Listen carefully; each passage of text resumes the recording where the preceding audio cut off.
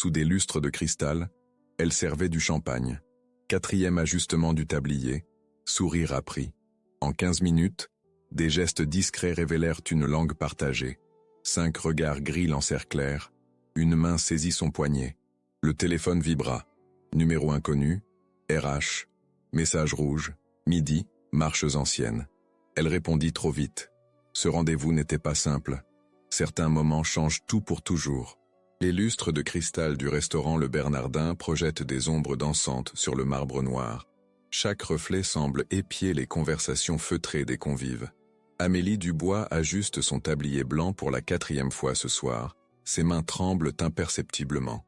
À 26 ans, elle a perfectionné l'art de l'invisibilité, glissant entre les tables comme un fantôme souriant. Table 15 attend son champagne, lance Sylvie, la chef de rang, sans lever les yeux de son carnet. Et évite de renverser quoi que ce soit sur Monsieur Moreau. Il n'est pas d'humeur ce soir. Amélie acquiesce silencieusement. Vincent Moreau. Même son nom résonne comme une menace voilée. Elle saisit la bouteille de Dom Pérignon, dont le prix équivaut à 2 mois de son salaire. Depuis 8 mois qu'elle sert sa table, il ne l'a jamais regardée autrement que comme un meuble qui se déplace. La salle bruisse des murmures de gens qui ne s'inquiètent jamais du loyer, des factures médicales, ou de savoir s'il leur restera assez d'argent pour les courses après avoir payé l'école des enfants. Amélie connaît intimement cet autre monde. Elle y a vécu autrefois dans ce qui semble être une autre existence. « Excusez-moi, mademoiselle. » La voix est tranchante, autoritaire, avec cette pointe d'impatience qui fait se redresser automatiquement l'échine d'Amélie. Elle se retourne pour découvrir Vincent Moreau debout plus près qu'elle ne l'aurait imaginé. Ses yeux gris acier fixés sur elle avec une intensité qui fait battre son cœur de manière inappropriée. Il est grand. Elle doit lever la tête pour croiser son regard, avec des cheveux noirs impeccablement coiffés, et un costume qui a probablement coûté plus qu'elle ne gagne en 6 mois. Ses mains sont soignées, sans aucune trace des cicatrices qui marquent habituellement ceux qui ont gravi les échelons du milieu par la force. « Votre champagne, monsieur », murmure Amélie, en soulevant légèrement la bouteille. « Pas pour moi. » Vincent désigne d'un geste l'élégante femme assise à la table derrière lui. « Ma mère, elle essaie d'attirer votre attention depuis 15 minutes. » Le regard d'Amélie se porte sur la femme, et son cœur se serre. Madame Moreau doit avoir dans les 65 ans, avec des cheveux argentés tirés en chignon classique, et des yeux bienveillants qui semblent contenir un univers d'histoire. Elle fait de subtils gestes de la main, son visage illuminé d'un sourire plein d'espoir. Sans réfléchir, Amélie pose la bouteille sur la table la plus proche et s'approche de Madame Moreau. « Bonsoir », signe-t-elle, ses mains bougeant avec une grâce exercée. « Comment puis-je vous aider ?» Le visage de la femme se transforme de bonheur, ses mains dansant tandis qu'elle répond. « Oh, comme c'est merveilleux. J'espérais complimenter le chef pour le saumon. Il me rappelle un plat que j'ai dégusté à Marseille il y a des années. Je m'assurerai qu'il reçoive vos aimables paroles, » signe Amélie en retour, souriant genuinement pour la première fois de la soirée. « Souhaitez-vous que je lui demande des détails sur la préparation ? Je crois qu'il utilise un mélange d'herbes particulier. » Derrière elle, elle a vaguement conscience que tout le restaurant s'est fait plus silencieux, mais elle se concentre sur la réponse animée de Madame Moreau concernant ses voyages en Provence et le fait que si peu de gens prennent vraiment le temps de communiquer avec elle. « Vous êtes très gentille », signe la femme âgée. La plupart des gens se contentent de sourire et hocher la tête quand ils réalisent que je suis sourde. Vous signez magnifiquement. Où avez-vous appris ? J'ai étudié la linguistique à l'université, répond automatiquement Amélie, puis se fige en réalisant ce qu'elle vient de révéler. Linguistique ? La voix de Vincent tranche le moment comme une lame. Il la fixe avec une expression qu'elle n'arrive pas à déchiffrer. Quelle université ? Amélie sent la panique familière monter dans sa poitrine. Elle avait été si prudente pendant si longtemps, et maintenant un moment de connexion humaine authentique avait fissuré sa façade soigneusement construite. Ce n'était que quelques cours, monsieur. Rien d'important. Rien d'important. Vincent s'approche, sa voix prenant un ton qui paraît d'une certaine manière plus dangereux que lorsqu'il était exigeant. Vous parlez couramment la langue des signes. Vous avez mentionné la linguistique et je parie que ce n'est pas la seule langue que vous connaissez. Que cachez-vous d'autre ? La question flotte dans l'air entre eux comme un défi. Amélie peut sentir les regards des autres convives sur eux, peut percevoir Sylvie qui rôde nerveusement à proximité, calculant probablement les ennuis qu'Amélie s'apprête à causer. « Je devrais retourner travailler », dit Amélie doucement, tendant la main vers la bouteille de champagne. « Attendez », Vincent attrape son poignet. « pas brutalement mais fermement assez pour arrêter son mouvement. Le contact envoie une décharge inattendue dans tout son système, et elle voit quelque chose vaciller dans ses yeux qui suggère qu'il l'a ressenti aussi. « Désolé, c'était inutilement dur », dit-il après un moment, mais il ne lâche pas son poignet. Amélie baisse les yeux sur sa main sur son poignet, notant la montre coûteuse, les ongles manucurés, l'absence complète de ces petites cicatrices qui marquent habituellement les mains de ceux qui ont gravi les échelons du milieu par la violence. Quand elle relève les yeux, son expression a basculé vers quelque chose de presque vulnérable. « Votre mère est charmante », dit-elle doucement. Elle me parlait de son voyage en Provence. Elle vous apprécie. Vincent relâche son poignet mais ne recule pas. Elle n'apprécie pas beaucoup de gens. Peut-être parce que la plupart des gens ne prennent pas le temps d'écouter vraiment. Les mots glissent avant qu'Amélie puisse les arrêter, portant plus de tranchant qu'elle ne l'avait prévu. Les sourcils de Vincent se haussent légèrement et pendant un moment, elle croit voir l'ombre d'un sourire. « Et vous pensez que je n'écoute pas ?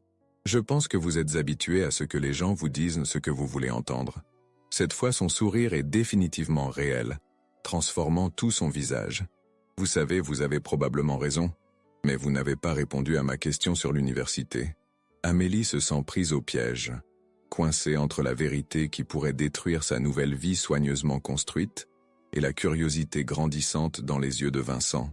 Madame Moreau observe leur échange avec un intérêt évident, son sourire entendu suggérant qu'elle comprend plus que l'un ou l'autre ne le réalise. « La Sorbonne », dit finalement Amélie, le mot ressemblant à une confession. L'expression de Vincent traverse plusieurs émotions. Surprise, confusion et quelque chose qui pourrait être du respect. La Sorbonne a un excellent programme de linguistique. Qu'est-ce qui vous a fait décider de changer de carrière? La question innocente frappe Amélie comme un coup physique. Comment pourrait-elle expliquer qu'elle n'avait rien décidé du tout? Que sa carrière, sa vie, tout son avenir, avait été volé par la personne en qui elle avait le plus confiance. Qu'elle travaillait comme serveuse non par choix, mais parce que c'était le seul emploi qu'elle pouvait obtenir, après que sa réputation avait été systématiquement détruite. Parfois la vie ne se déroule pas selon les plans, dit-elle à la place, fière que sa voix reste stable. Non, dit Vincent doucement, ses yeux gris l'étudiant avec une intensité inconfortable. Je suppose que non. Madame Moreau fait signe à Amélie, brisant la tension qui s'était construite entre eux. Vous devriez davantage parler tous les deux, signe-t-elle avec un sourire espiègle. Mon fils travaille trop et ne rencontre pas assez de gens intéressants. Qu'a-t-elle dit? Demande Vincent, son ton presque suspicieux. Amélie sent la chaleur remonter dans son cou. Elle a dit que vous travaillez très dur. Ce n'est pas tout ce qu'elle a dit. Elle a aussi mentionné que vous devriez manger plus de légumes. Vincent rit. Un son authentique et surpris qui fait se retourner plusieurs autres convives. Ma mère n'a rien signé concernant les légumes. Comment le sauriez-vous? Vous ne parlez pas la langue des signes. Non, mais je connais le sens de l'humour de ma mère et à en juger par la façon dont vous rougissez, elle a dit quelque chose destiné à embarrasser l'un ou l'autre d'entre nous. Amélie ouvre la bouche pour nier, puis réalise qu'il n'y a aucun intérêt. Vincent est manifestement plus perspicace qu'elle ne lui avait accordé de crédit. Elle pense que vous devriez rencontrer plus de gens intéressants. Vraiment? Vincent jette un coup d'œil à sa mère qui essaie très fort de paraître innocente. Et que pensez-vous? Est-ce que je rencontre des gens intéressants? La question semble chargée d'un sens qu'Amélie n'est pas sûre de vouloir déballeter. Se tenant si près de lui, elle peut sentir son eau de Cologne. Quelque chose de coûteux et subtil qui coûte probablement plus que son loyer mensuel. Elle peut voir les fines rides autour de ses yeux qui suggèrent qu'il sourit plus que sa réputation ne l'indiquerait. « Je pense, dit Amélie prudemment, que vous êtes habitué à rencontrer des gens qui veulent quelque chose de vous. Et vous ne voulez rien de moi ?» La question était posée légèrement, mais Amélie saisit la vulnérabilité sous-jacente. Combien de personnes l'avaient déçue? Combien de relations étaient construites sur son pouvoir plutôt que sur une connexion authentique? Je veux que vous me laissiez faire mon travail avant que Sylvie décide que je cause plus d'ennuis que je n'en vaux. Vincent jette un coup d'œil vers le poste d'hôtesse où Sylvie observe effectivement leur interaction avec une anxiété à peine dissimulée. Bien sûr, il recule, mais ses yeux restent fixés sur le visage d'Amélie. Mais cette conversation n'est pas terminée. J'ai des questions, Amélie Dubois. Le fait qu'il connaisse son nom complet ne devrait pas la surprendre. Il connaît probablement les noms de tous ceux qui travaillent dans les endroits qu'il fréquente. Et quelque chose me dit que vous avez des réponses qui pourraient me surprendre. Amélie sent son monde soigneusement construit commencer à basculer sur son axe. Pendant 8 mois, elle n'avait été qu'une autre travailleuse invisible, en sécurité dans son anonymat. Maintenant Vincent Moreau la regardait comme si elle était une énigme qu'il avait l'intention de résoudre, et c'était la dernière chose qu'elle pouvait se permettre. « Je devrais vraiment retourner travailler », dit-elle encore. Mais cette fois cela ressemblait davantage à une supplication. Bien sûr, Vincent s'écarte d'un geste qui est presque courtois. « Mais Amélie, je vous verrai la semaine prochaine. » Ce n'était ni une question ni une demande. C'était une promesse qui fit battre le pouls d'Amélie avec un mélange égal d'anticipation et de terreur. Alors qu'elle s'éloignait, elle pouvait sentir ses yeux suivre son mouvement à travers le restaurant.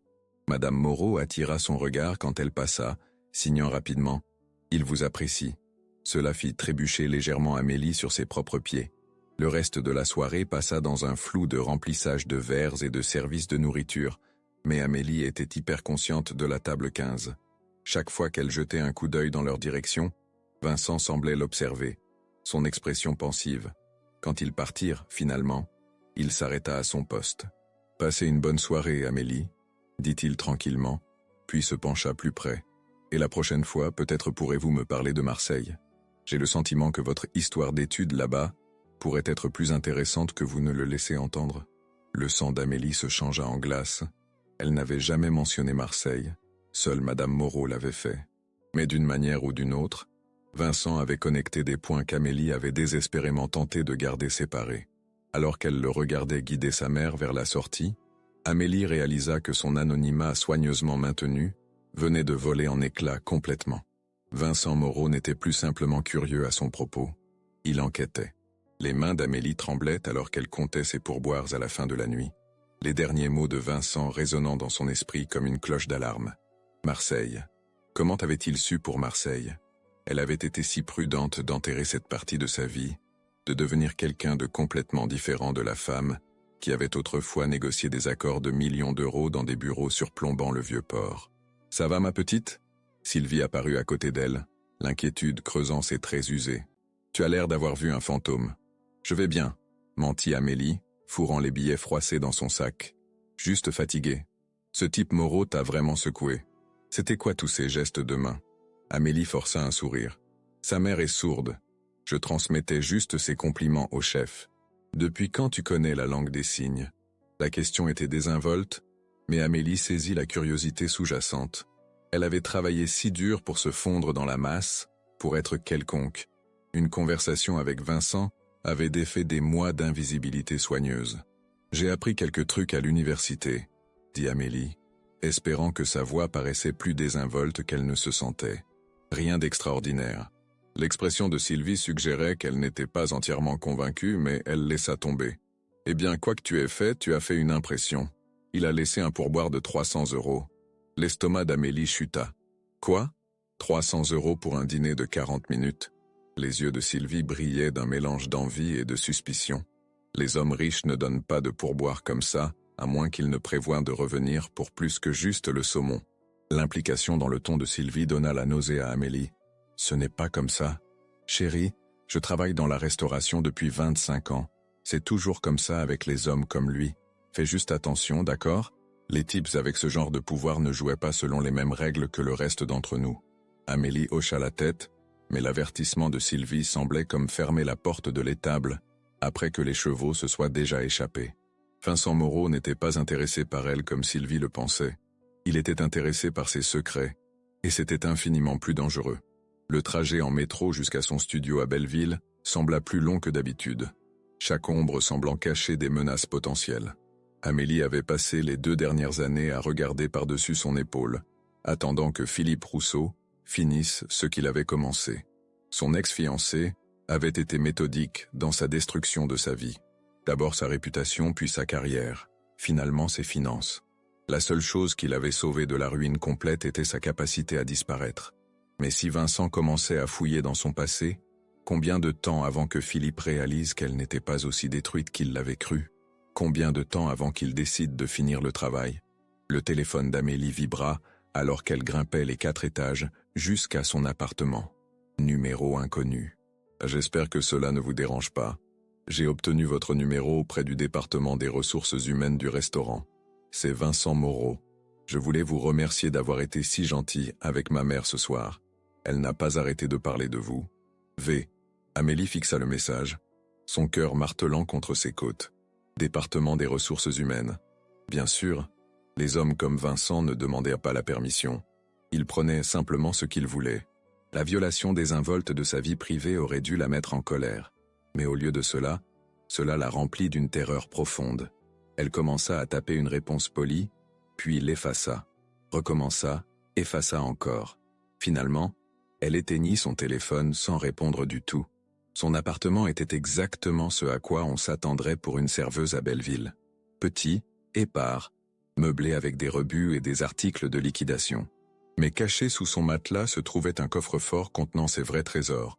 Un MBA de la Sorbonne, une licence d'expert comptable et des documents prouvant la propriété de brevets que Philippe avait volés avec tout le reste. Amélie sortit son ordinateur portable, une relique de sa vie précédente qu'elle avait réussi à cacher au créancier. Ses doigts hésitèrent au-dessus du clavier avant de taper les termes de recherche qu'elle avait évités pendant 2 ans. Philippe Rousseau, Pinacle financier. Les résultats lui donnèrent la nausée. L'entreprise de Philippe avait grandi exponentiellement depuis son exil, construite sur la fondation de son travail volé. Mais ce furent les nouvelles récentes qui glacèrent son sang. Pinacle financier annonce une fusion avec les entreprises Moreau. Vincent Moreau et Philippe Rousseau, partenaires. Les mains d'Amélie volèrent à sa bouche, étouffant le cri qui voulait s'échapper. Cela ne pouvait pas être une coïncidence. Philippe était beaucoup de choses, cruel, calculateur, complètement sans conscience. Mais il n'était pas négligent. S'il s'associait avec Vincent, c'était pour une raison. Avait-il, d'une manière ou d'une autre, découvert où elle était? L'intérêt soudain de Vincent pour elle faisait-il partie d'un plan élaboré pour finir ce que Philippe avait commencé? Son téléphone vibra encore. Un autre message de Vincent. « Je sais que vous êtes probablement fatigué, mais je n'arrive pas à arrêter de penser à notre conversation. Accepteriez-vous de dîner avec moi demain? Quelque part où nous pouvons vraiment parler? V. » Amélie fixa le message jusqu'à ce que les mots se brouillent ensemble. Chaque instinct lui criait de fuir, de disparaître encore avant que la toile que Philippe tissait puisse la piéger. Mais fuir nécessitait de l'argent qu'elle n'avait pas, et elle était fatiguée d'avoir peur. Plus que cela, elle était fatiguée d'être invisible. Contre toute pensée rationnelle dans sa tête, Amélie tapa en retour. « Je travaille demain soir, mais je suis libre pour déjeuner. » La réponse vint immédiatement. « Parfait. Je viendrai vous chercher à midi. Portez quelque chose de confortable. J'ai le sentiment que nous allons beaucoup parler. » Amélie posa son téléphone et enfouit son visage dans ses mains. Elle était soit sur le point de faire la plus grosse erreur de sa vie, soit finalement faire le premier pas vers la reconquête de celle-ci. Dans tous les cas, il n'y avait plus de retour en arrière maintenant. Le lendemain matin apporta un message qui fit qu'Amélie questionna sa sanité mentale encore une fois. Changement de plan. Retrouvez-moi au campus de la Sorbonne, les marches de la bibliothèque Sainte-Geneviève. Je veux voir où vous avez étudié. Le sang d'Amélie se changea en glace. La Sorbonne. Il enquêtait déjà sur son passé. Déjà connectait des points qu'elle avait tenté désespérément d'effacer. La mention désinvolte de son alma mater semblait comme un piège se refermant autour d'elle. Mais quel choix avait-elle? Fuir ne ferait que confirmer ses soupçons, et elle était fatiguée de vivre comme un fantôme. Amélie s'habilla soigneusement dans la seule tenue qu'elle avait sauvée de sa vie précédente. Une robe noire simple qui avait coûté plus qu'elle ne gagnait maintenant en 3 mois. C'était étrange contre sa peau, comme porter un costume d'une pièce qu'elle avait oublié comment jouer. Le campus était vivant, avec l'énergie des étudiants se précipitant entre les cours, leurs visages brillants du genre d'optimisme dont Amélie se souvenait avoir ressenti autrefois. Elle trouva Vincent exactement où il avait dit qu'il serait, assis sur les marches de la bibliothèque avec 2 tasses de café et une expression de curiosité à peine contenue. Il paraissait différent dans la lumière du jour, plus jeune d'une certaine manière, moins intimidant. Ses cheveux noirs captèrent la lumière d'automne, et il avait échangé son costume coûteux contre un jean sombre et un pull en cachemire qui coûtait probablement plus que le loyer mensuel d'Amélie, mais paraissait naturellement décontracté. « Vous m'avez trouvé », dit-il, se levant pour lui offrir une des tasses de café. « Je n'étais pas sûr que vous viendriez. J'ai failli ne pas venir », admit Amélie, acceptant le café avec reconnaissance. C'était du café de l'endroit cher près du campus, réalisa-t-elle, pas le breuvage habituel de bistrot auquel elle s'était habituée. « Mais vous êtes venu? Pourquoi ?» La question était posée légèrement, mais Amélie saisit l'intensité sous-jacente. Tout chez Vincent suggérait un homme habitué à obtenir des réponses, à résoudre des énigmes. Elle n'était que son dernier mystère à démêler. Parce que je suis fatiguée de fuir mon passé, dit-elle, se surprenant par son honnêteté. L'expression de Vincent changea, devenant presque douce. Fuyez-vous quelque chose de spécifique ou fuyez-vous en général? Qu'est-ce qui vous fait penser que je fuis du tout? Amélie, vous avez 26 ans avec une éducation de la Sorbonne et vous travaillez comme serveuse à Paris. Vous parlez plusieurs langues. Vous comprenez les vins fins. Et hier vous avez corrigé ma prononciation d'un mot provençal sous votre souffle. Vincent s'installa de nouveau sur les marches, lui faisant signe de le rejoindre. Soit vous fuyez quelque chose, soit vous recherchez un personnage très élaboré pour un roman. Amélie faillit s'étouffer avec son café. Vous avez entendu ça? J'entends tout, risque du métier dans les affaires. Vous apprenez à remarquer les détails que les autres ratent. Vincent se rassit sur les marches, faisant signe pour qu'elle le rejoigne. Alors quelle est l'histoire? Mauvaise rupture, scandale familial, dettes étudiantes de la taille de la dette nationale d'un petit pays? Son ton était léger, presque blagueur, mais Amélie pouvait voir l'intelligence aiguë derrière ses yeux gris. Il lui donnait une ouverture pour lui dire une version de la vérité, pour contrôler le récit avant qu'il ne le découvre lui-même. Tout ce qui précède, dit finalement Amélie, s'installant à côté de lui avec une distance prudente entre eux, plus une planification financière créative par quelqu'un en qui j'avais confiance. Quelqu'un vous a volé. Ce n'était pas une question, et la façon dont il l'avait dit, factuelle, fit qu'une tension dans la poitrine d'Amélie se relâcha légèrement. Pas de jugement, pas de pitié, juste la reconnaissance d'un fait. Quelqu'un a volé tout de moi, corrigea Amélie. Mon travail, ma réputation, mon avenir. Je ne fuis pas seulement les dettes, Vincent. Je fuis la personne qui a détruit toute ma vie et a convaincu tout le monde que je le méritais. Vincent resta silencieux pendant un long moment, ses doigts enroulés autour de sa tasse de café. Philippe Rousseau, dit-il finalement. La tasse d'Amélie glissa de ses mains engourdies, le café éclaboussant les marches de pierre. Comment est-ce que vous... Parce que je connais très bien Philippe Rousseau, dit Vincent tranquillement. Et s'il est celui qui vous a fait ça, alors nous avons un problème. Le monde sembla basculer sur son axe. Amélie agrippa le bras de Vincent sans réfléchir, ses ongles s'enfonçant dans le cachemire coûteux. Vous le connaissez? Comment le connaissez-vous? Vincent baissa les yeux sur sa main sur son bras, puis remonta vers son visage. Amélie, Philippe Rousseau est mon associé en affaires. Nous sommes sur le point de conclure le plus gros accord de nos deux carrières. Les mots frappèrent Amélie comme des coups physiques. Bien sûr que Philippe trouverait un moyen de se réinsérer dans sa vie, juste quand elle commençait à se sentir en sécurité. Bien sûr qu'il utiliserait quelqu'un comme Vincent, quelqu'un en qui elle commençait réellement à avoir confiance, comme son arme. C'est un piège, murmura Amélie, relâchant le bras de Vincent et commençant à se lever. Toute cette chose, le restaurant, votre mère, l'intérêt pour mon passé. Il vous a envoyé. Non. Vincent attrapa son poignet, sa prise ferme mais pas douloureuse. Amélie, je vous jure que Philippe n'a aucune idée que je suis ici. Je ne sais pas ce qu'il vous a fait, mais ça, nous qui parlons, ça n'a rien à voir avec lui. Je ne vous crois pas. Alors laissez-moi vous le prouver. Vincent sortit son téléphone, parcourant ses contacts. Je vais l'appeler maintenant. Je vais lui dire que j'ai rencontré quelqu'un qui est allé à la Sorbonne, quelqu'un qui le connaît. Regardez sa réaction. Amélie voulait fuir, mais quelque chose dans l'expression de Vincent la tenait figée. Il pressa le bouton d'appel et mit le téléphone sur haut-parleur. Vincent. La voix de Philippe remplit l'espace entre eux, aussi lisse et charmante qu'Amélie s'en souvenait. Timing parfait, je révisais justement les documents de fusion. Tout à l'heure. Philippe, une question rapide. J'ai rencontré quelqu'un hier qui dit vous connaître de l'école de commerce. Amélie Dubois, formation en linguistique, a travaillé en finance pendant un moment. Le silence qui suivit était assourdissant. Amélie pouvait pratiquement sentir le choc de Philippe irradiant à travers la connexion téléphonique. Amélie Dubois. Ce nom ne me dit rien. Devrait-il? Le mensonge venait si facilement, si lissément qu'Amélie se sentit nauséeuse. 3 ans de sa vie, 3 ans d'amour et de confiance et de rêves partagés. Et Philippe pouvait écarter son existence sans même une pause. Peut-être que j'ai mal compris, dit Vincent, ses yeux ne quittant jamais le visage d'Amélie. Elle semblait assez sûre qu'elle vous connaissait, a dit que vous aviez travaillé ensemble sur des projets financiers. Tu sais comment c'est, Vincent, l'école de commerce crée beaucoup de connexions occasionnelles. Peut-être qu'on était dans un groupe d'études ensemble ou quelque chose comme ça. Honnêtement, je n'arrive pas à la situer. Amélie fit un son quelque part entre un rire et un sanglot. Un groupe d'études. 3 années de partenariat, 2 années de fiançailles, et Philippe réduisait leur relation à un groupe d'études occasionnel. D'accord. Eh bien, si vous vous rappelez quelque chose, faites-le moi savoir. Je vous parlerai plus tard des contrats Steinberg. Bien sûr. Et Vincent, soyez prudent avec les gens qui prétendent me connaître du passé.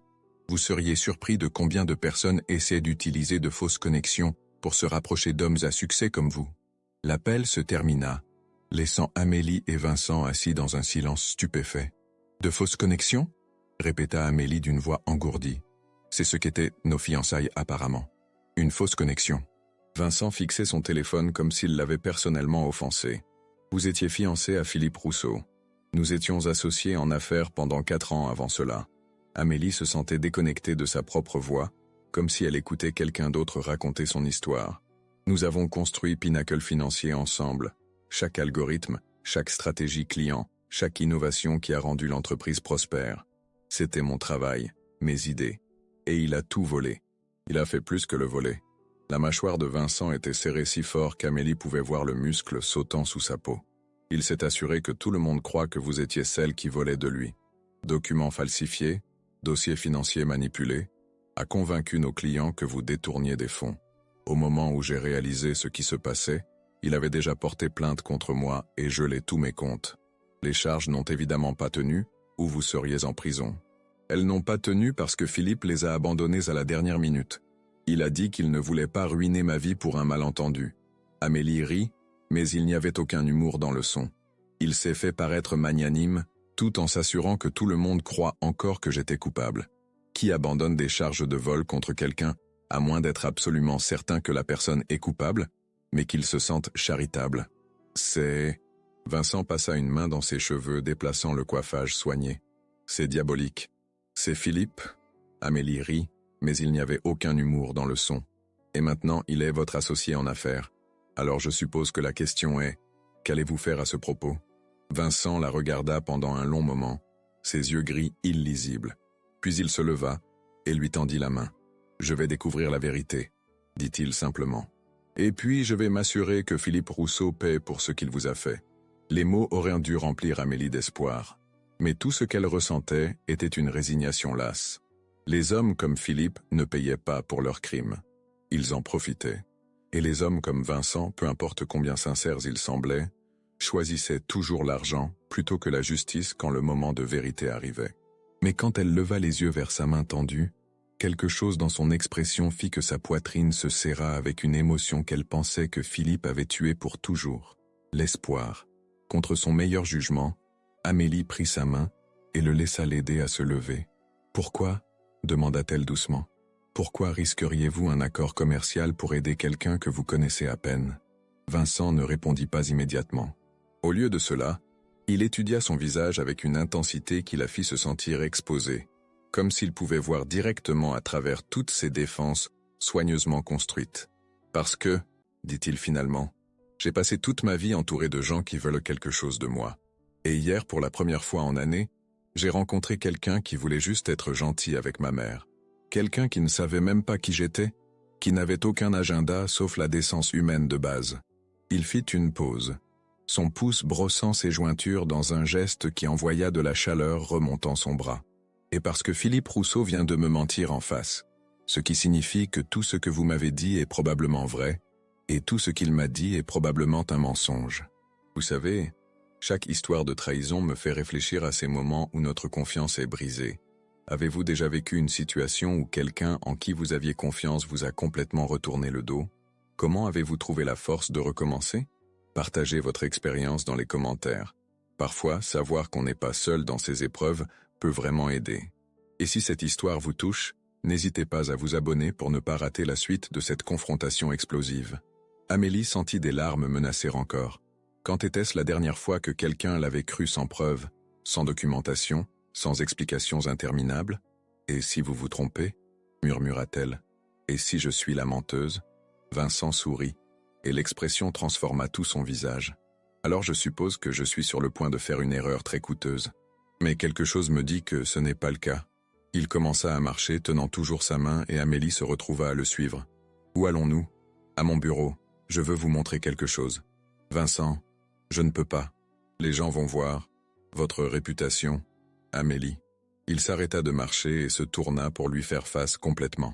Je me fiche de ma réputation. Je me soucie de la vérité. Et j'ai le sentiment que la vérité sur Philippe Rousseau va être très intéressante. Alors qu'ils traversèrent le campus ensemble, Amélie entrevit leurs reflets dans les fenêtres des bâtiments. Le chef de la mafia et la serveuse, leur vie s'intersectant de manière qui aurait dû être impossible. Mais pour la première fois en 2 ans, Amélie se sentait comme si elle pourrait être plus qu'une simple victime de l'ambition de Philippe. Elle se sentait comme si elle pourrait être quelqu'un qui vaut la peine qu'on se batte pour elle. Le bureau de Vincent occupait tout le dernier étage d'une tour brillante dans le 6e arrondissement, avec des fenêtres du sol au plafond qui offraient une vue époustouflante sur Paris. Amélie essaya de ne pas rester bouche bée alors qu'il traversait la zone de réception, où des assistants en costume de créateur se déplaçaient avec une efficacité silencieuse, et où tout, du mobilier aux œuvres d'art, criait ancien argent et goût raffiné. Monsieur Moreau. Son assistante se leva quand ils approchèrent, son sourire professionnel vacillant légèrement quand elle vit Amélie. Vous n'étiez pas prévu pour être ici aujourd'hui. Changement de plan, Jennifer. Retenez mes appels pour la prochaine heure. Vincent guida Amélie vers les doubles portes massives de son bureau privé. Et Jennifer, confidentialité complète sur cette réunion. Bien sûr, monsieur. Amélie sentit le poids du regard curieux de Jennifer alors qu'elle passait, et elle était vivement consciente de combien elle paraissait déplacée dans sa robe noire simple au milieu de tout ce luxe corporatif. Le bureau de Vincent était encore plus impressionnant que la zone de réception, un espace masculin de bois sombre et de cuir, qui réussissait d'une manière ou d'une autre à se sentir chaleureux plutôt qu'intimidant. À boire? Vincent se dirigea vers un bar latéral qui semblait contenir des bouteilles valant plus que le salaire annuel d'Amélie. Je vais bien, merci. Amélie resta debout près de la porte, soudain incertaine de pourquoi elle avait accepté de venir ici. Vincent, qu'espérez-vous exactement accomplir? Même si tout ce que je vous ai dit est vrai, Philippe est toujours votre associé en affaires. Vous ne pouvez pas simplement... Quoi? Le tenir responsable de ses actions? Vincent se versa 2 doigts de ce qui ressemblait à un scotch très coûteux. Amélie, si Philippe Rousseau a détruit votre vie pour son propre profit, alors c'est exactement le genre de personne que je ne veux pas comme partenaire. Mais l'argent, il y a toujours un autre accord. Vincent s'installa dans un des fauteuils en cuir face à son bureau et fit signe à Amélie de le rejoindre. Il n'y a pas toujours une autre chance de faire ce qui est juste. Amélie se percha sur le bord du fauteuil opposé, tout son corps tendu d'énergie nerveuse. Vous dites ça maintenant, mais quand vous verrez les chiffres impliqués, quand votre conseil commencera à poser des questions, mon conseil travaille pour moi, pas l'inverse. Le ton de Vincent était doux, mais Amélie saisit l'acier en dessous. Et les chiffres n'importent pas s'ils sont construits sur de la fraude. Il se pencha en avant, ses yeux gris intenses. Parlez-moi des brevets, Amélie. L'entreprise de Philippe a enregistré 23 brevets dans les 2 dernières années, tous liés au trading algorithmique et à l'évaluation des risques. Combien de ceux-là avez-vous développé? Le souffle d'Amélie se coupa. Comment avez-vous... Parce que j'ai examiné les actifs de Pinnacle dans le cadre de notre diligence raisonnable, et quelque chose concernant les dates de dépôt me dérangeait. Vincent sortit une tablette et fit défiler plusieurs documents. 23 brevets, tous déposés dans les 8 mois les uns des autres, tous supposément développés par l'équipe de Philippe. Mais quand j'ai regardé le parcours éducatif de Philippe, son historique de travail précédent, rien ne suggérait qu'il avait l'expertise technique pour développer ce genre de modélisation financière sophistiquée. Amélie avait l'impression que la pièce tournoyait. Vous l'avez enquêté? J'enquête sur tous mes partenaires potentiels. La question est, pourquoi n'ai-je trouvé aucune mention de vous dans l'histoire de l'entreprise? La voix de Vincent était douce, mais ses questions étaient chirurgicales dans leur précision. Si vous étiez vraiment un partenaire pendant 4 ans, si vous avez contribué au développement de ces technologies, il devrait y avoir des enregistrements, documents d'incorporation, accords de partenariat, dossiers d'employés. Parce que Philippe m'a effacé. La voix d'Amélie sortit à peine au-dessus d'un murmure. Après qu'il ait porté plainte, après qu'il ait convaincu tout le monde que j'étais une voleuse, il a fait retirer mon nom de tout. Les accords de partenariat ont été réécrits pour montrer que je n'avais jamais été qu'une employée. Les demandes de brevets ont été modifiées pour retirer mon nom des crédits d'inventeur. Il m'a fait paraître comme si je n'avais jamais existé. Vincent resta silencieux pendant un long moment, ses doigts entrelacés devant son visage. Ce niveau de fraude documentaire systématique? Amélie.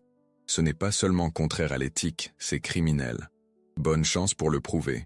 Philippe est très minutieux et il a des avocats très coûteux. Moi aussi. Vincent tendit la main vers son téléphone. Jennifer, passez-moi Charles Morrison chez Morrison Webb et Associés. Oui, je sais que c'est samedi. Dites-lui que c'est urgent. Amélie bondit sur ses pieds. Vincent, non, vous ne pouvez pas. Cela va détruire votre accord. Bien.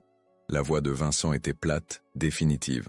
Si cet accord est construit sur de la propriété intellectuelle volée, alors il doit être détruit. Vous ne comprenez pas ce que vous risquez. Et vous ne comprenez pas ce que je vaux. Vincent posa son téléphone et se leva pour lui faire face. Amélie, je pourrais perdre cet accord entier et 10 autres comme lui et avoir encore plus d'argent que je ne pourrais en dépenser en 3 vies. Ce que je ne peux pas me permettre de perdre, c'est mon intégrité. La déclaration simple frappa Amélie comme un coup physique. Quand était-ce la dernière fois que quelqu'un avait choisi les principes plutôt que le profit? Quand était-ce la dernière fois que quelqu'un avait risqué quelque chose de réel pour la défendre? Pourquoi? Demanda-t-elle, le mot à peine audible. Vincent s'approcha, assez près qu'Amélie pouvait voir les paillettes d'argent dans ses yeux gris, pouvait sentir l'eau de Cologne subtile, qui coûtait probablement plus que son loyer mensuel. Parce qu'hier vous auriez pu simplement prendre les compliments de ma mère au chef et partir. Au lieu de cela, vous avez passé 15 minutes à lui parler de ses voyages, à vous renseigner sur ses expériences, à la traiter comme une personne plutôt qu'un inconvénient. Il fit une pause, sa voix descendant vers quelque chose de presque intime. Parce que vous parlez 6 langues, mais vous servez du vin pour des pourboires. Parce que vous avez un MBA de la Sorbonne, mais vous vous inquiétez de savoir si votre patron pense que vous causez plus d'ennuis que vous n'en valez. Parce que tout chez vous suggère quelqu'un qui a été systématiquement diminué par des gens qui auraient dû vous valoriser. Amélie sentit de nouveau des larmes menacées. Vous allez regretter cela quand les avocats commenceront à poser des questions, quand votre conseil voudra des explications, quand Philippe commencera à se défendre. Laissez-moi m'inquiéter de Philippe. Vincent tendit la main lentement, donnant à Amélie le temps de s'écarter, et essuya une larme de sa joue avec son pouce. La question est, êtes-vous prête à vous défendre?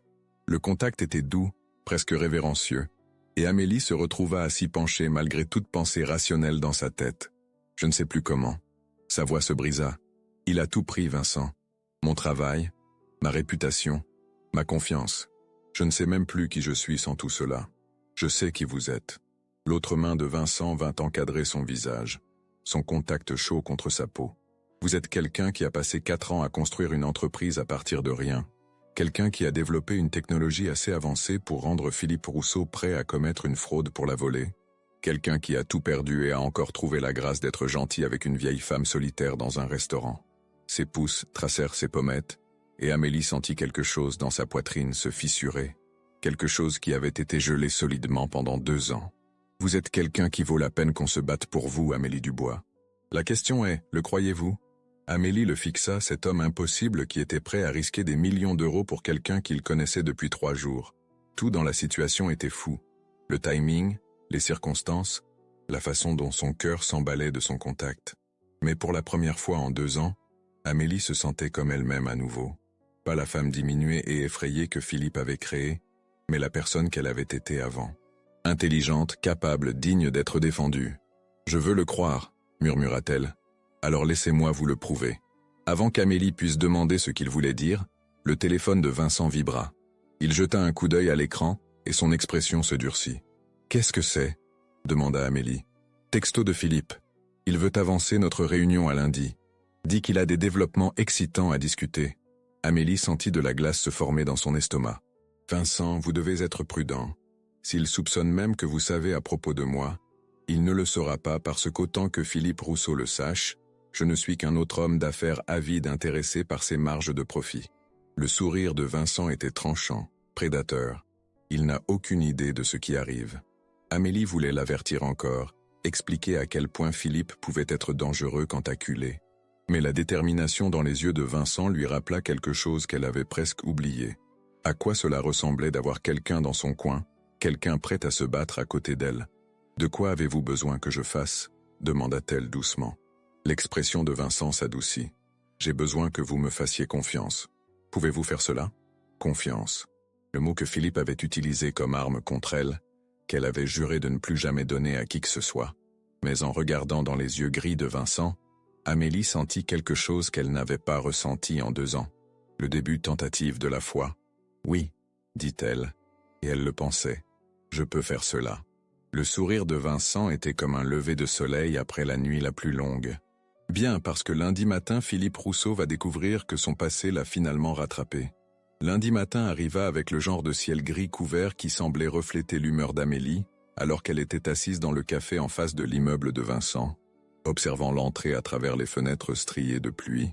Il avait insisté pour qu'elle reste loin du bureau pendant sa réunion avec Philippe, mais elle ne pouvait se résoudre à rentrer chez elle et attendre impuissamment, pendant que son avenir était décidé par 2 hommes en costume coûteux. Son téléphone vibra. La réunion commence dans 15 minutes. Souvenez-vous, quoi qu'il arrive, Philippe ne sait pas que vous êtes impliqué. Restez en sécurité. V. Les mains d'Amélie tremblèrent alors qu'elle tapait en retour. Soyez prudent. Il est plus dangereux que vous ne le pensez. La réponse vint immédiatement. Je sais, mais moi aussi. Amélie fixa le message, essayant de puiser du réconfort dans la confiance de Vincent. Mais elle connaissait Philippe de manière que Vincent ne pouvait imaginer. Savait comment il pouvait tordre la vérité, comment il pouvait faire paraître les victimes comme des méchants et les monstres comme des héros. Elle l'avait vu détruire la vie d'autres personnes avec la même précision calculatrice qu'il avait utilisée sur elle. 46 étages au-dessus d'elle, Vincent Moreau était sur le point de découvrir à quel point Philippe Rousseau avait joué avec eux tous. Vincent ajusta sa cravate et vérifia son reflet dans les fenêtres du sol au plafond de la salle de conférence. Tout devait être parfait. Son apparence, son comportement, ses questions. Philippe ne devait jamais soupçonner que c'était quelque chose de plus qu'une diligence raisonnable de routine. « Monsieur Moreau », la voix de Jennifer vint par l'intercom. « Monsieur Rousseau est arrivé. Faites-le entrer. » Les portes de la salle de conférence s'ouvrirent, et Philippe Rousseau entra avec le genre de démarche confiante qui appartenait à un homme qui croyait posséder le monde. Il était plus petit que Vincent ne s'en souvenait, avec des cheveux noirs parfaitement coiffés, et un sourire qui semblait authentique jusqu'à ce qu'on regarde attentivement ses yeux. « Vincent, bon de vous voir. » Philippe tendit la main avec une chaleur pratiquée. « Merci d'avoir avancé ceci. Je sais que votre emploi du temps est fou. Pas de problème. » Vincent serra la main, notant la fermeté calculée de la poignée. « Vous avez mentionné des développements excitants ? » « Effectivement. » Philippe ouvrit sa mallette en cuir en sortant une tablette et plusieurs dossiers. J'ai de bonnes nouvelles concernant nos projets d'expansion en Asie. Mes contacts à Hong Kong sont plus que disposés à faciliter notre entrée sur ces marchés. Vincent hocha la tête, gardant son expression neutre alors que Philippe se lançait dans une présentation détaillée de stratégies de marché et de projections financières. Tout paraissait impressionnant sur papier, sophistiqué et profitable. Mais Vincent trouvait difficile de se concentrer sur les chiffres quand tout ce qu'il pouvait penser était au visage d'Amélie, quand elle avait décrit comment Philippe avait systématiquement détruit sa vie. « Impressionnant », dit Vincent quand Philippe eut fini. « Vos algorithmes de trading sont vraiment remarquables. Cette précision dans la prédiction des fluctuations du marché, ça doit avoir pris des années à développer. » Quelque chose vacilla dans les yeux de Philippe, si rapidement que Vincent l'aurait raté s'il n'avait pas regardé attentivement. « Oui, eh bien, j'ai une équipe très talentueuse. Beaucoup de nuits, tard au bureau, j'imagine. » Vincent se pencha en arrière dans sa chaise, gardant son ton désinvolte. « En fait, j'ai eu une conversation intéressante avec mon équipe de diligence raisonnable. Ils étaient curieux de l'historique de développement de certains de vos brevets les plus innovants. » Le stylo de Philippe s'arrêta au milieu de sa signature sur un document. « L'historique de développement ? Vous savez comment sont les avocats. Ils veulent documenter chaque détail. » Vincent sourit, mais ses yeux restaient de froid. « Date de création, contributeurs originaux, ce genre de choses. Juste pour s'assurer que tout est en ordre avant que nous finalisions l'accord. » « Bien sûr, bien sûr. » Philippe rit, mais le son était légèrement forcé. « Je peux faire préparer cette documentation par mon équipe. Quoique Vincent, je dois dire que c'est un niveau de détail inhabituel pour ce type d'accord. C'est juste que les montants impliqués sont si substantiels. » Vincent se pencha en avant, gardant son ton amical. « Nous parlons de centaines de millions d'euros. Mon conseil veut juste s'assurer que nous comprenons exactement ce que nous achetons. » Naturellement, Philippe ferma sa tablette d'un geste définitif. « Je ferai préparer tous les documents nécessaires et vous les ferez parvenir d'ici la fin de la semaine. » Merveilleux. Vincent se leva, signalant la fin de la réunion. « Oh, et Philippe, une dernière chose. Cette femme dont je vous ai parlé samedi, Amélie Dubois? Elle a mentionné qu'elle avait travaillé sur quelques projets chez Pinnacle. Quelque chose concernant l'optimisation d'algorithmes? Le visage de Philippe était devenu très pâle, mais il garda son sourire en place. Comme je l'ai dit, ce nom ne me dit vraiment rien. Peut-être qu'elle confond avec quelqu'un d'autre? Peut-être. Vincent tendit la main pour serrer celle de Philippe, notant la légère humidité de sa paume. Mais c'était étrange. Elle connaissait des détails très spécifiques sur vos systèmes de trading.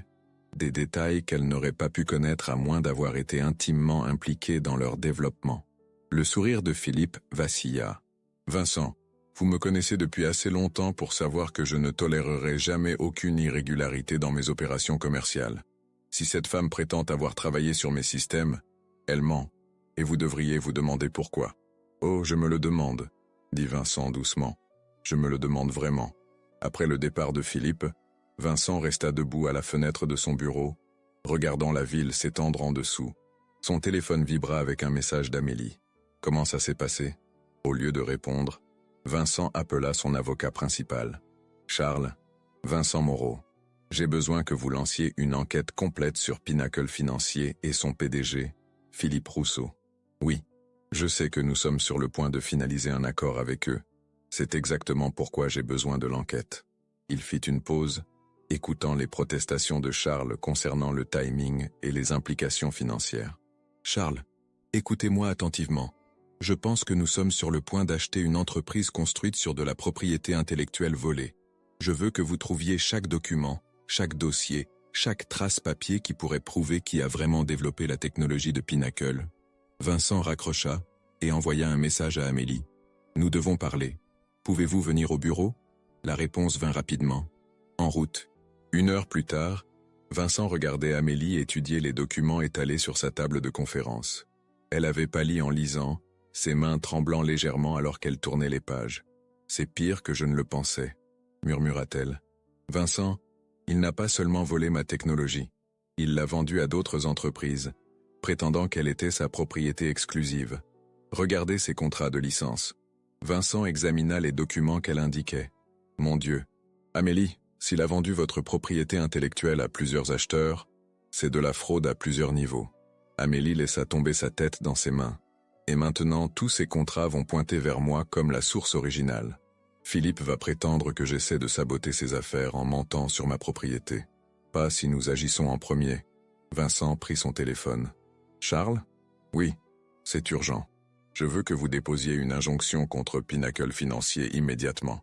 Gelez tous leurs actifs jusqu'à ce que nous puissions prouver la propriété légitime de leur technologie. » Amélie le fixa avec des yeux écarquillés. « Vincent, vous ne pouvez pas. Cela va détruire votre accord, votre réputation. » Amélie. Vincent mit son téléphone de côté et prit ses mains dans les siennes. « Quelques personnes dans ma vie m'ont jamais dit la vérité sans vouloir quelque chose en retour. Hier vous m'avez raconté votre histoire sans rien demander sauf qu'on vous croit. Cela vaut plus que tous les accords commerciaux du monde. » Des larmes coulèrent sur les joues d'Amélie. « Et si nous perdons? Et si Philippe trouve un moyen de retourner cela contre nous? Alors nous perdrons ensemble. » Vincent essuya ses larmes avec ses pouces. « Mais Amélie, pour la première fois en 2 ans, vous n'êtes pas seule dans cette bataille. » Son téléphone sonna. Philippe Rousseau. Vincent regarda l'écran, puis Amélie. « Prête pour ceci ?» Elle hocha la tête, prenant une profonde inspiration. Vincent répondit, mettant l'appel sur haut-parleur. « Vincent. » La voix de Philippe était tendue, l'équilibre soigneusement maintenu de charme et de confiance glissant. « Je viens de recevoir un appel très troublant de mon département juridique. Il semble qu'il y ait eu un malentendu concernant certains de nos actifs. » Pas un malentendu, Philippe. Une enquête. La voix de Vincent était calme, contrôlée. Il semble qu'Amélie Dubois n'était pas si difficile à se souvenir après tout. Un long silence. Puis, Vincent, quoi que cette femme vous ait dit, c'est une menteuse et une voleuse. Elle essaie de détruire ce que j'ai construit par pure vengeance. Vraiment? Vincent regarda Amélie qui était devenue très immobile. Parce que les documents que je regarde racontent une histoire très différente. Ils racontent l'histoire d'une femme brillante qui a développé une technologie révolutionnaire, seulement pour qu'elle soit volée par quelqu'un en qui elle avait confiance. Elle vous manipule, Vincent. Elle a toujours été instable, obsédée par moi. C'est pourquoi j'ai dû porter plainte contre elle en premier lieu. Vincent sentit quelque chose de froid et de dangereux se tordre dans sa poitrine. Philippe, Je vais vous donner une chance de dire la vérité. Une seule chance. Je vous dis la vérité. Cette femme, interrompit Vincent, est remarquable. Et si vous l'avez détruite par avidité, alors vous allez découvrir exactement pourquoi les gens me craignent quand je suis en colère. Il raccrocha et se tourna vers Amélie qui le regardait avec quelque chose ressemblant à de l'admiration mélangée à de la terreur. « Vincent, dit-elle doucement, qu'est-ce que vous venez de faire ? J'ai déclaré la guerre à Philippe Rousseau. » Il sourit, et l'expression était tout sauf rassurante. « Et Amélie, je ne perds jamais. Cette histoire vous touche ? Ces moments où quelqu'un se bat pour nous quand tout semble perdu résonnent profondément, n'est-ce pas ? Si vous vous êtes retrouvés dans cette montagne russe émotionnelle avec Amélie et Vincent, j'adorerais que vous vous abonniez à notre chaîne. Vos histoires nous inspirent, et votre soutien nous permet de continuer à créer ces récits qui touchent le cœur. Dites-moi dans les commentaires, avez-vous déjà eu quelqu'un qui a cru en vous quand personne d'autre ne le faisait ? Comment cela a-t-il changé votre vie ?